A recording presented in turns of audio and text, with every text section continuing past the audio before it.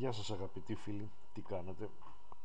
Τόσο κοντά στα Χριστούγεννα, εύχομαι να είσαστε καλά, να μην σας επήρασαν αυτά τα γεγονότα που γίνανε στην Αθήνα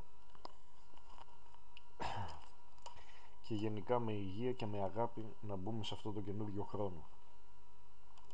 Έψαξα στο ίντερνετ, βασικά με καθοδήγησε αυτός ο ψυχικά ταραγμένος, ο ψευτοέλληνας, ο Greek Muslim Meldin, που δεν μου έχει γίνει έμονη ιδέα καθόλου. Απλά είναι όπως είναι στο τσίρκο ένας κλάουν που όταν βγαίνει στη σκηνή ευχαριστιέσαι να το βλέπεις και γελάς μαζί του. Έτσι είναι και αυτός ο Greek Muslim Eldin. Λοιπόν, βρήκα ένα site μέσω αυτινού του ψευτοέλληνα που λέγεται Greeks Rethink. Λοιπόν, Έλληνες ξανασκεφτείτε. Και μπήκα μέσα, είδα διάφορα βίντεο και διάφορους στίχους προπαγάνδας που έχουν φτιάξει εκεί μέσα για δίθεν Έλληνες που προσανατολίστηκαν στο Ισλάμ, βρήκανε την αλήθεια στο Ισλάμ, μπλα μπλα μπλα μπλα μπλα μπλα. Τα ίδια και τα ίδια. Η ίδια προπαγάνδα επαναλαμβάνεται με οποιονδήποτε τρόπο αυτοί και να εκφραστούν, μια ζωή τα ίδια θα βλέπεις. Και είδα κάποιες γυναίκες που δυστυχώς τις δείξανε και στο Star και σε κάποια άλλα κανάλια της ελληνικής τηλεόρασης να περηφανεύονται που έχουν γίνει μουσουλμάνες. Και αναρωτιέμαι ότι τζάμπα πήγε όλος αυτός ο αγώνας της γυναίκας για ισότητα, για ίδια δικαιώματα, για ίδια αντιμετώπιση και για σεβασμό προς το γυναικείο φύλο. Εδώ και 100 χρόνια πολεμάνε οι γυναίκες να έχουν την ίδια αντιμετώπιση όπως με τους άντρες. Να παίρνουν τα ίδια λεφτά στη δουλειά, να τις σέβονται, να μην υπάρχει βία κατά των γυναικών κτλ. Και αναρωτιέμαι πώς είναι δυνατόν μια γυναίκα που έχει πολεμήσει, έχει παλέψει για τα δικαιώματά της εδώ και εκατοντάδες χρόνια να απασπαστεί και να μπει στο Ισλάμ. Στο Ισλάμ που το Ισλάμ την καταπιέζει, την υποχρεώνει και την φυλακίζει στο να κάνει ό,τι θέλει ο άντρας. Ξέρετε στο Ισλάμ ότι ο άντρας είναι υπεράνω όλων εκεί και η γυναίκα έχει ένα ρόλο υποδιέστατο μόνο για να γεννάει παιδιά και να μαγειρεύει, και γενικά η θέση της στο Ισλάμ είναι αυτή ότι το βλέπουμε βέβαια και στα τζαμιά τους, που άντρες και γυναίκες προσκυνάνε ξεχωριστά. Ο ρόλος της γυναίκας στο Ισλάμ είναι εντελώς υποδιαίσθητος. Φανταστείτε ότι αν ζούσαμε τώρα σε μια χώρα που ο νόμος είναι η Σαρία, δηλαδή ο Ισλαμικός νόμος των άπιστων μουσουλμάνων, και ο άντρας χτυπούσε τη γυναίκα, δεν θα πήγαινε ποτέ φυλακή, δεν θα τον έκανε ποτέ κάποιος κάτι. Αν υπήρχε απιστία εκ μέρους της γυναίκας, δημοσίως θα τη λιθοβολούσαν μέχρι θανάτου. Αν η γυναίκα ήθελε να χωρίσει τον άντρα, έπρεπε να περάσει από 1002 κατατάξεις για να μπορεί να πάρει διαζύγιο, και πρέπει να φέρει τουλάχιστον πάνω από 5 μάρτυρες ότι αυτός ο γάμος με αυτόν τον άνθρωπο δεν υφίσταται άλλο, δεν μπορεί να προχωρήσει κτλ. Και διάφορες άλλες απάνθρωπες εξελίξεις του Ισλάμ κατά των γυναικών. Και αναρωτιέμαι, αυτές οι γυναίκες πόσο ψυχικά ταραγμένες, πόσο τυφλές μπορούν να είναι και να ακολουθήσουν αυτή τη βάρβαρη κατά των γυναικών θρησκεία. Γιατί δεν δίνει ουσιαστικά τίποτα απολύτως στη γυναίκα. Η γυναίκα είναι στο Ισλάμ ένα σύμβολο του άντρα. Υπάρχει μόνο για να κάνει παιδιά, δηλαδή για να κάνει φαντάρους του Ισλάμ κατά των άπιστων, δηλαδή κατά των χριστιανών και των Εβραίων. Είναι αυτή που πρέπει να ασχολείται με τα παιδιά και να τα μεγαλώσει. Όλη την ευθύνη την έχει αυτή και είναι αυτή που πρέπει να δουλέψει για να μπορεί να υπάρχει αυτή η οικογένεια των Μωαμεθανών, των Ισλαμιστών και γενικά. Βλέπουμε παραδείγματα κατά εκατομμύρια στις Ισλαμικές χώρες, Αίγυπτο, Πακιστάν, Ιράν, Ιράκ, που οι γυναίκες όχι μόνο πρέπει να ασχοληθούν με τα παιδιά, δουλεύουν από το πρωί μέχρι το βράδυ και ο άντρας είναι το αφεντικό του σπιτιού, κάθεται σε ένα δωμάτιο συμβολικά, καπνίζει τον αργυλέ και ξεκινάει να φιλοσοφεί με τους φίλους του και γενικά να είναι αυτός που είναι το αφεντικό σε μια οικογένεια. Αλλά ουσιαστικά όλη τη δουλειά, όλο τον πόνο, όλο το βάρος το κρατάει η γυναίκα. Βλέπουμε βέβαια και εξαιρέσεις στο Ιράν με όλη αυτή την επανάσταση του Ισλάμ που έχει δημιουργηθεί εκεί, που οι γυναίκες έχουν βρει διάφορους τρόπους να ξεγελάνε βέβαια το Ισλαμικό το σύστημα και να περνάνε όντως καλά. Αλλά δυστυχώς σε κάποιες άλλες χώρες όπως είναι το Σουδάν, που είδαμε προχθές να μαστιγώνεται μια γυναίκα μόνο και μόνο γιατί φορούσε το τζιν, βέβαια εκεί δεν υπάρχουν καθόλου κατατάξεις και εξελίξεις όπως είναι στο Ιράν, το να μπορείς να ξεφύγεις λίγο από την Ισλαμική επανάσταση και να μπορείς να νιώσεις και εσύ σαν γυναίκα. Μιλάω τώρα για τις γυναίκες γενικά. Είναι αυτό το σύστημα που δεν επιτρέπει να υπάρχουν κάποιες εναλλακτικές λύσεις. Και αναφέρομαι βέβαια προπάντως στις γυναίκες και θέλω να τις πω πώς είναι δυνατόν να πιστεύετε σε μια τέτοια παιδόφιλη θρησκεία, σε μια τέτοια αιμομικτική θρησκεία, να πετάτε τα δικαιώματά σας στα σκουπίδια και να ακολουθάτε φαντάσματα και ιστορίες από το πουθενά. Μια παρέκκληση. Είναι δυνατόν να έχετε γίνει μουσουλμάνες, να έχετε κάνει με έναν μουσουλμάνο παιδιά, μια κόρη ας πούμε, και στα 14 της να την παντρέψετε με έναν άλλον που έχει τα διπλάσια και τριπλάσια χρόνια, και αυτό στο όνομα του Ισλάμ, που επιτρέπεται βέβαια.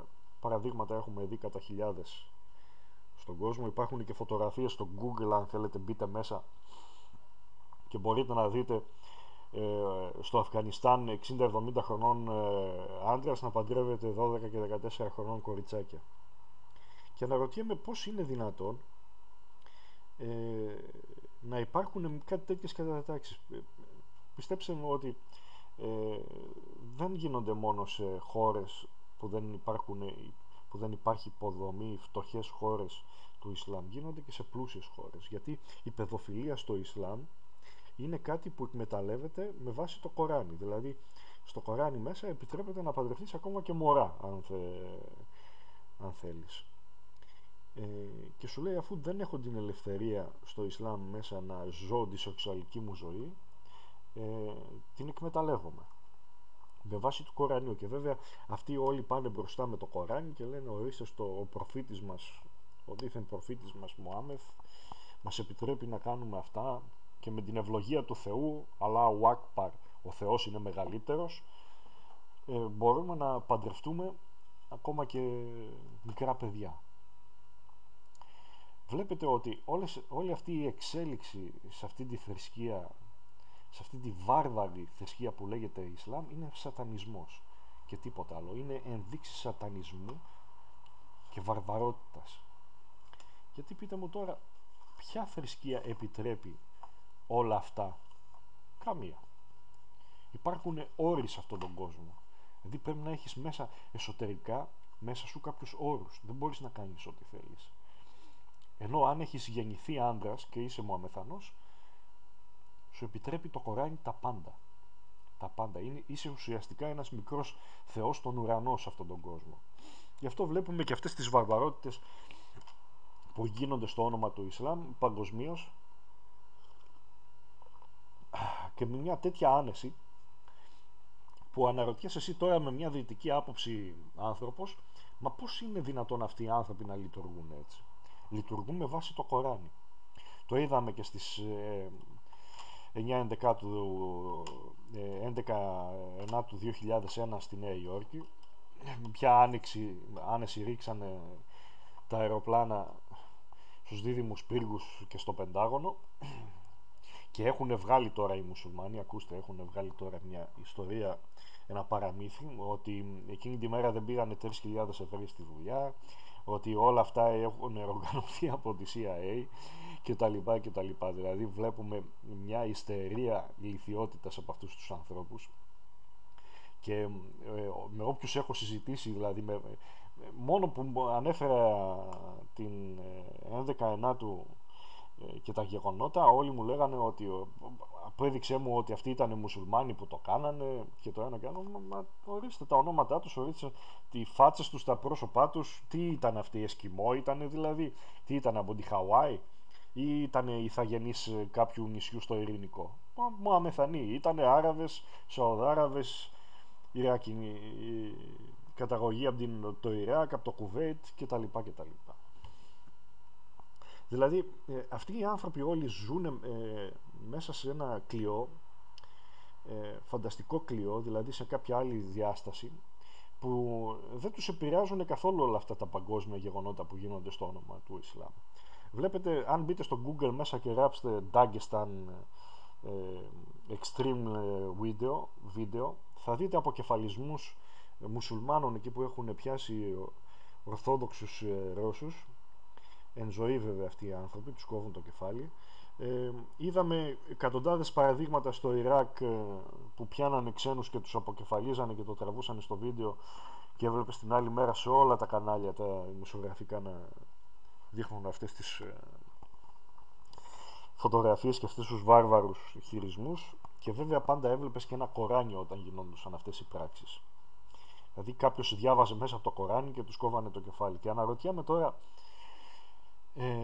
πώς είναι δυνατόν εδώ στην Ελλάδα να βρίσκονται άτομα όπως είναι αυτός ο Greek Muslim Eldin, όπως είναι κάποιοι άλλοι, μπορώ να τους πω τέρατα της φύσεως και ψυχικά ταραγμένους, αλλά δεν είναι ψυχικά ταραγμένοι αυτοί, έχουν κάποια ψευτολογική με αυτά που κάνουν, γιατί έχει προχωρήσει τόσο πολύ η πλήξη εγκεφάλου που τους έχουν κάνει, που δεν βλέπουν τίποτα άλλο.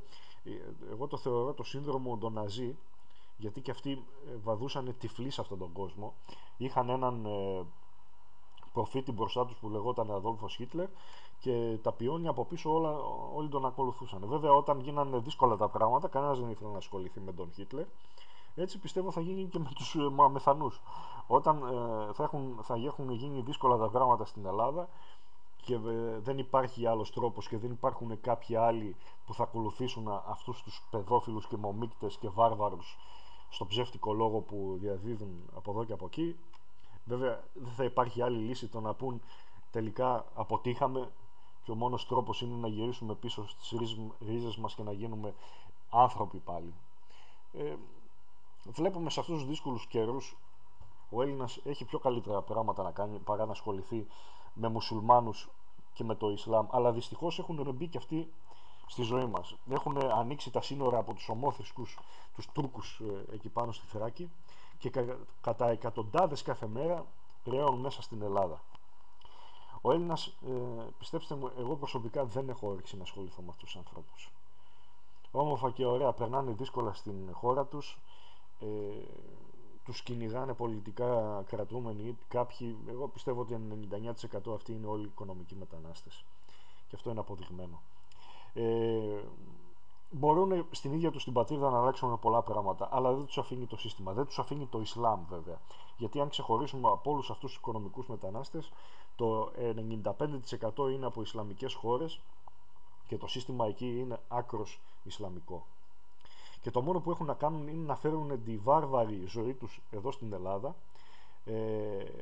συνήθως στην Αθήνα, που αυτή την πόλη δυστυχώς την έχουν κάνει γκέτο πια, και να θέλουν να ζήσουν με αυτόν τον τρόπο και να ονειρεύονται ότι θα φύγουν στην Ιταλία, Αγγλία, Γαλλία για να βρουν καλύτερους τρόπους ζωής, συνθήκης. Βέβαια, τους συμφέρει γιατί και εκεί το μουσουλμανικό στοιχείο είναι πολύ ακραίο και πολύ καλά οργανωμένο και τους περιμένει κιόλας για να τους φέρει κοντά του και να τους εκμεταλλεύεται κατά συμφέρον.